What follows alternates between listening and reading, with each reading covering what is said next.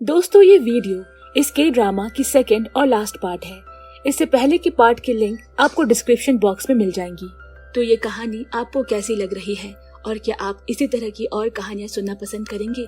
Comment में हमें जरूर बताएं। साथ ही चैनल को सब्सक्राइब करना बिल्कुल ना भूलें। तो चलिए इस के ड्रामा की कहानी के सफर को आगे बढ़ाते हैं। वहीं कुछ लोग सोल और पिलियो के इस कॉन्वर्सेशन का वीडियो बना रहे थे।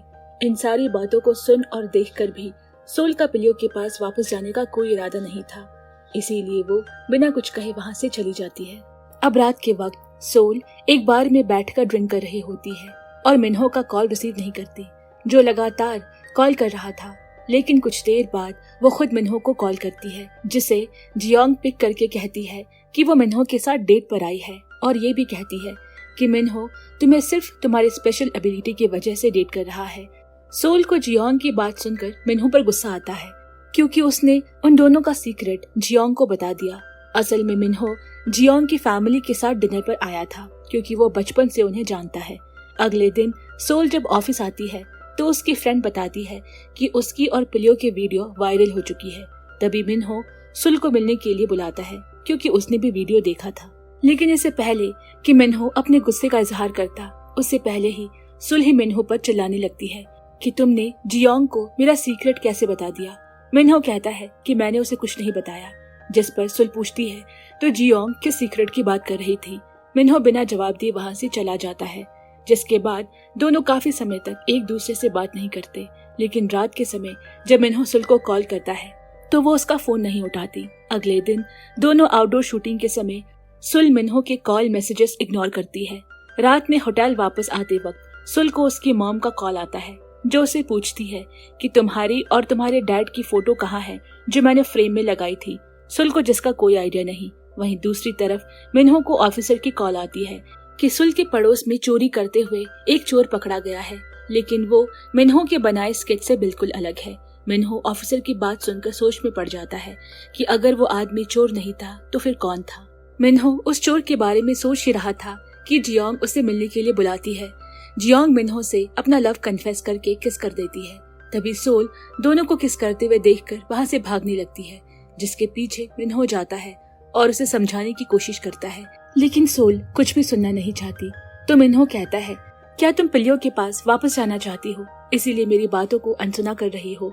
सोल को मिन्हो की बात पर गुस्सा आ जाता है और वो ब्रेकअप करने के लिए कहकर वहाँ से चली जाती है।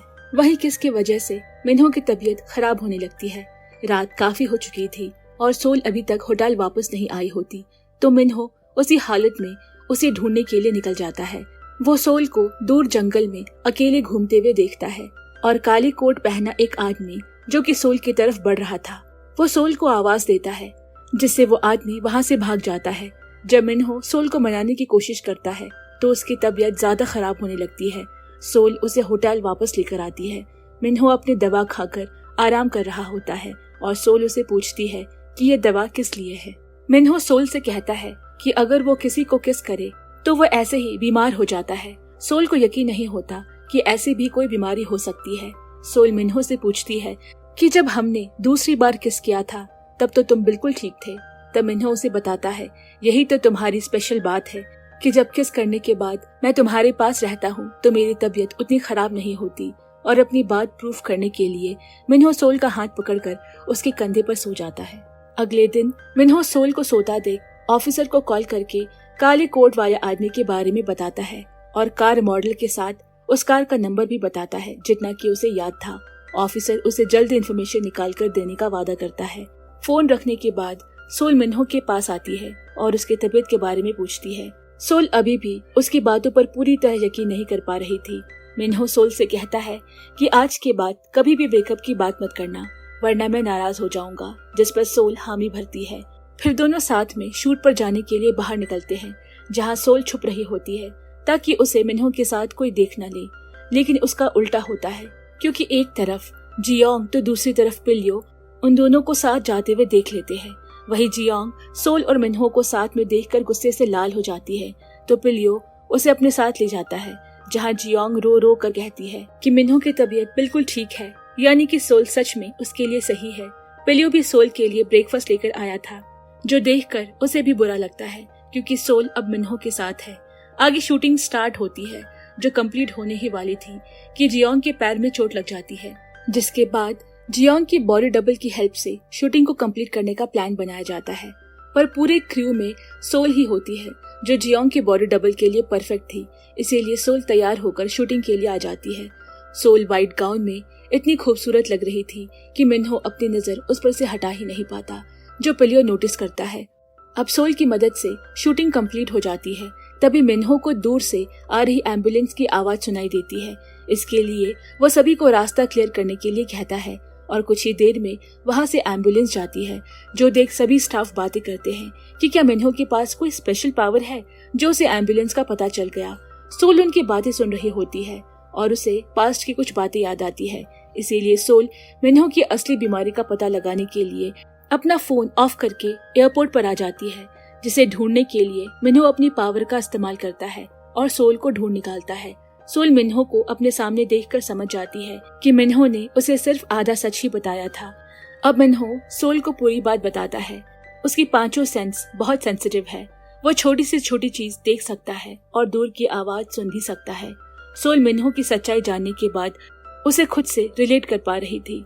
मिन्हो सोल को उसके घर ड्रॉप करता है, जहां सोल और उसकी माँ सारा सामान अरेंज करते हैं। तभी उनकी एक पुरानी एल्बम मिलती है, जिसे देखते वक्त वो नोटिस करती है कि उसके डैड की सारी फोटो वहां से गायब है। सोल ये देखकर डर जाती है और कहती है कि चोर की यह आदत बहुत यूनिक है, फोटो चुराने की। लेकिन सोल की मॉम को देखकर ऐसा लगता है कि वो इस बारे में कुछ जानती है। दूसरी तरफ मिन्हो एक केस के बारे में पढ़ रहा होता है, जिसके विक्टिम सोल के फादर थे। जब केस के इन्वेस्टिगेशन के लिए सीसीटीवी चेक किया गया तो उसमें से वीडियो गायब थी और उस मर्डर के बारे में भी कोई सबूत नहीं मिला। आगे सोल को एक एनवेलप में मूवी टिकट मिलती है जो पिलियो ने उसके लिए भेजी थी। ये मूवी उनकी ही लव स्टोरी पर बेस्ड थी, इसीलिए सोल मूवी देखने जाती है। जब मूवी खत्म होती है तो पिलियो उसके पास आता है और कहता है, मुझे पता है कि अब तुम मेरे पास नहीं लौटने वाली, क्योंकि मैंने तुम्हारी आंखों में मिन्हो के लिए ठीक वैसा ही प्यार देखा है जो कभी तुम मुझसे किया करती थी। लेकिन क्या फ्यूचर में मिन्हो के साथ भी वही करोगी जो तुमने मेरे साथ किया? सोल जवाब देती है कि नहीं, अब सिचुएशन कैसी भी हो मैं उसका सामना करूंगी। अगले सीन में सोल मिन्हो के घर के बाहर होती है और जैसे ही मिन्हो दरवाजा खोलता है वो उसे कहती है कि मैं डेटिंग कॉन्ट्रैक्ट को खत्म करना चाहती हूँ और हमारे इस रिश्ते को पूरे दिल से निभाना चाहती हूँ। सोल की बातों से मिन्हो की खुशी का ठिकाना नहीं रहता, जिसके बाद दोनों पैशनेटली किस करते हैं और साथ में नाइट स्पेंड भी करते हैं।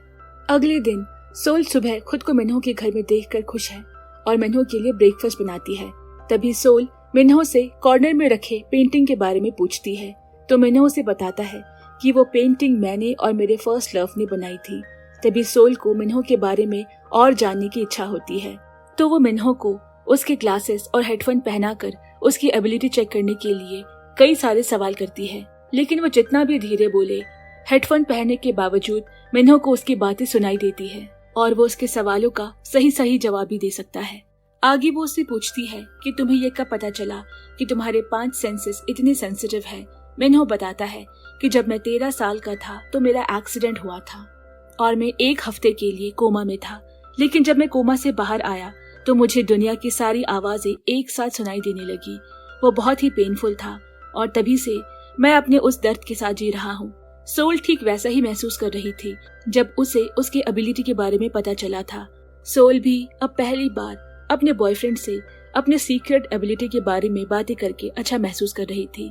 अगले दिन सोल मिन्हो की वार्डरोब देखती है तो वही ब्लैक सूट दिखाई देता है जो मिन्हो ने फ्यूचर विजन में पहना था। मिन्हो ये सुनकर कहता है, यानी कि तुम मुझे हिंट दे रही हो। और अगले दिन ऑफिस मीटिंग में मिन्हो वही कोट पहनकर जाता है जहां सोल उसे कहती है कि आज से वो अपना प्यार एक्सप्रेस करेगी बिना किसी डर के साथ, जिसे मिन्हो देखता ही रह जाता है।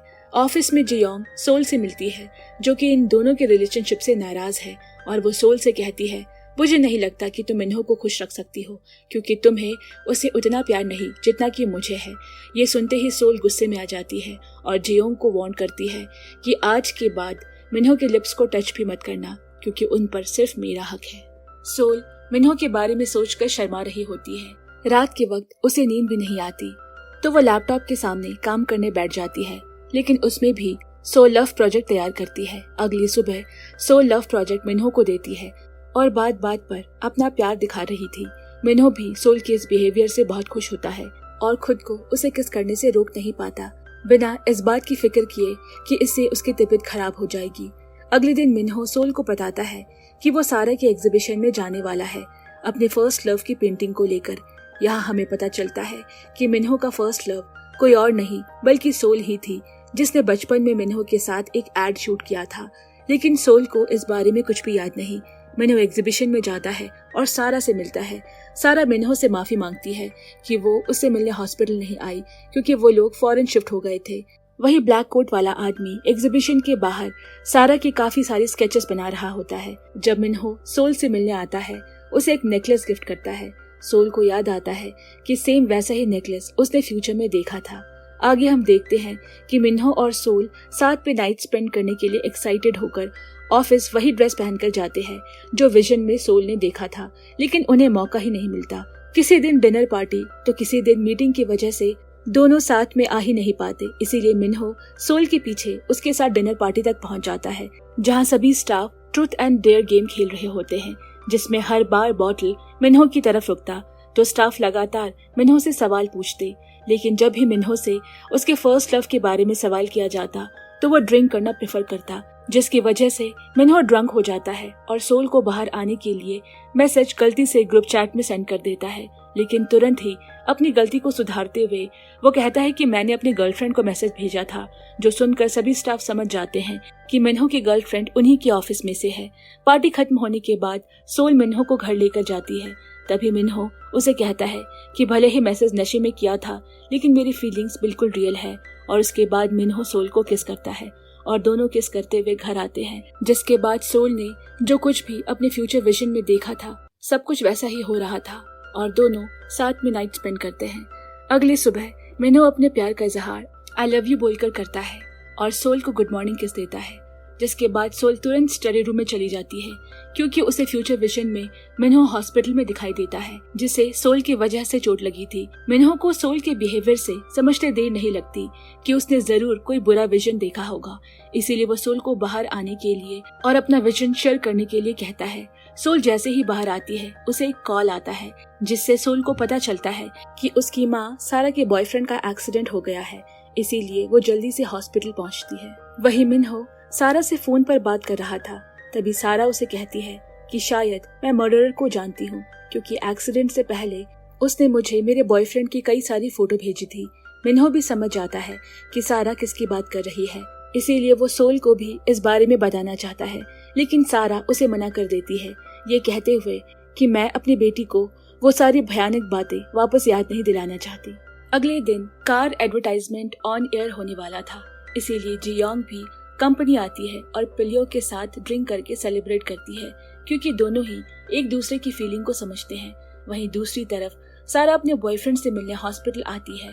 तभी उसे अननोन नंबर से कॉल आता है, जो कि उसी आदमी हेजिन का था जिसने सारा के बॉयफ्रेंड का एक्सीडेंट किया था। हेजिन सारा से कहता है कि अब वो दिन दूर नहीं जब मैं तुमसे और अपनी बेटी से मिलूंगा। सारा ये सुनते ही घबरा जाती है और कहती है कि सोल तुम्हारी बेटी नहीं है, लेकिन तब तक वो कॉल काट देता है। अब सोल अपनी मॉम को कॉल पर बात करते हुए देख पूछती है कि आप किससे बात कर रही थी जो इतना डरी हुई है। तो सारा कहती है वो मेरा एक कॉलेज फ्रेंड है, कुछ पुरानी बातों के लिए मुझसे नाराज है, तुम इसकी चिंता मत करो, और वहाँ से चली जाती है। अब सोल मिन्हो के घर आती है और उसे अपना फ्यूचर विजन के बारे में बताने लगती है कि विजन रात के समय का बर्फ से ढकी सड़क के पास बनी एक ऑर्फनेज का है और मिन्हो वहीं बुरी तरह घायल जमीन पर गिरा दिखाई देता है। ऑर्फनेज का नाम सुनकर मिन्हो समझ जाता है कि ये इंसिडेंट उसके ऑर्फनेज के एनिवर्सरी पार्टी के दिन होगा। इसीलिए वो अगले ही दिन पुलिस स्टेशन जाता है और बताता है कि सारा का एक्स बॉयफ्रेंड उसके पीछा कर रहा है। उसे फोटो और स्केच सेंड करता है। मिन्हो की रिपोर्ट करने पर पुलिस इन्वेस्टिगेट करती है और सीसीटीवी कैमरा में हेजिन का क्राइम देख लेती है। ऑफिस में मिन्हो नोटिस करता है कि सोल पूरे दिन परेशान थी, इसीलिए वो उसे घुमाने के लिए बाहर लेकर जाता है, जहाँ दोनों खूब मस्ती करते हैं। लेकिन जब रात होती है, सोल को मिन्हो का एक्सीडेंट का सीन याद आता है और वो रोने लगती है। वो मिन्हो के लिए एक नोट छोड़कर चली जाती है, जिसमें लिखा था कि वो कुछ समय के लिए अमेरिका जा रही है ताकि उसकी वजह से मिन्हो को कुछ ना हो। सोल रात में अपना सामान लेकर जा रही होती है। तभी उसे एहसास होता है कि कोई उसका पीछा कर रहा है, इसीलिए वो जल्दी से एक कॉफी शॉप के अंदर चली जाती है, जहाँ के ओनर को देखकर वो चौंक जाती है। ओनर उसे रिलैक्स होने के लिए कॉफी देता है, जिसे पीते ही सोल बेहोश हो जाती है, क्योंकि उस कॉफी में ड्रग था जो कि हेजिन ने डाली थी, क्योंकि वही उस कॉफी शॉप का ओनर था। जब सोल की आंख खुलती है तो वो खुद को एक कमरे में बंद पाती है और उसके सामने हेजिन आता है और उसे कहता है कि मैं तुम्हारा पापा हूँ, ना कि वो इंसान जिसे मैंने मारा था। हेजिन बताता है कि कॉलेज टाइम से मैं तुम्हारी माँ से बहुत प्यार करता था, लेकिन जब मुझे पता चला कि सारा ने शादी कर ली है तो मुझे उसके हस्बैंड से नफरत हो गई और एक दिन मैंने उसे मार दिया। सोल ये सब सुनकर समझ गई कि इस आदमी की दिमागी हालत ठीक नहीं, इसलिए वो भी उसके सामने उसे पापा कहती है।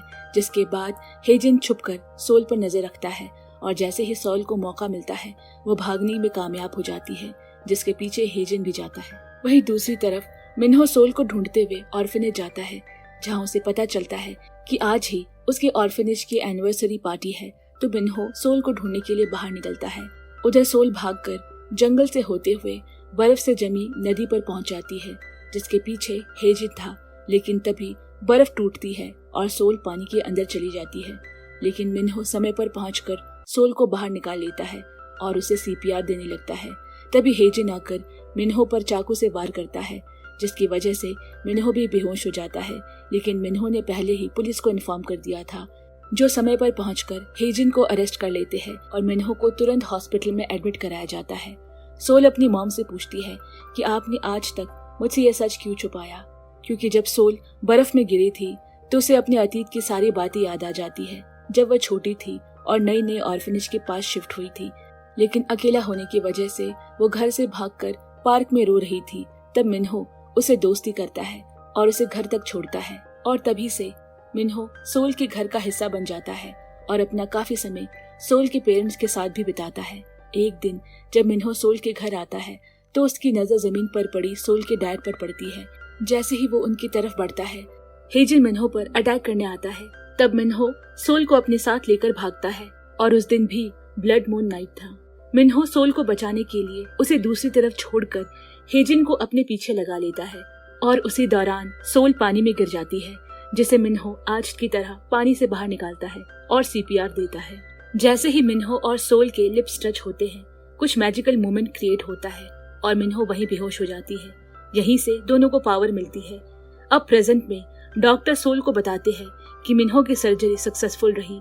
मिन्हो से मिलने ताइसोंग आता है, जो सोल से कहता है घबराओ मत, जब तक तुम दोनों एक साथ हो तब तक इसे कुछ नहीं होगा, क्योंकि तुम दोनों की पावर सिर्फ दोनों को बचाने के लिए ही तुम्हारे पास आई थी। ताइसोंग के जाते ही मिन्हो को होश आ जाता है, जिसके बाद दोनों रियलाइज करते हैं कि अब दोनों की पावर खत्म हो चुकी है।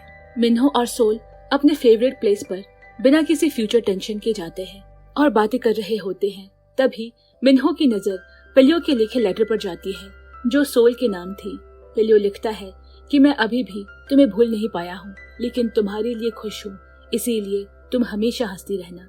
कुछ दिनों बाद हम देखते हैं कि सोल मिन्हो बिना अपने रिश्ते को छुपाए ऑफिस में रोमांस करते हैं और साथ ही उनमें आर्ग्यूमेंट्स भी होते हैं। एक बार लड़ाई इतनी बढ़ जाती है कि सोल घर छोड़कर जाने लगती है। तभी टीवी पर पिलियो और उसकी मूवी में काम कर रही जियोंग पूरी मीडिया के सामने पिलियो को प्रपोज करती है और पिलियो हाँ कर देता है। सोल ये सब देखकर खुद को शांत करने के लिए एक वॉक पर जाती है और पीछे मुड़कर बार बार देखती है। उसे मिन्हो के आने का इंतजार है कि वो उसे मनाने आएगा, और ठीक वैसा ही होता है। फिर दोनों साथ में चलते हैं। सोल और मिन्हो ये समझ गए हैं कि अगर हम किसी से सच्चा प्यार करते हैं तो उसका साथ नहीं छोड़ना चाहिए। जब सोल मिन्हो को किस करती है तो उस दिन फिर से ब्लड मून नाइट होता है और सोल की फ्यूचर विजन देखने की एबिलिटी वापस आ जाती है। और इसी के साथ ये सीरीज यहीं पे खत्म होता है। तो दोस्तों, आज के लिए बस इतना ही। अगर आपको हमारी वीडियो पसंद आई हो तो इसे लाइक करके ज्यादा से ज्यादा शेयर करें और हमारे चैनल को सब्सक्राइब करना बिल्कुल ना भूलें। जल्द ही मिलते हैं एक और नए के ड्रामा की कहानी के साथ। तब तक के लिए बाय बाय फ्रेंड्स।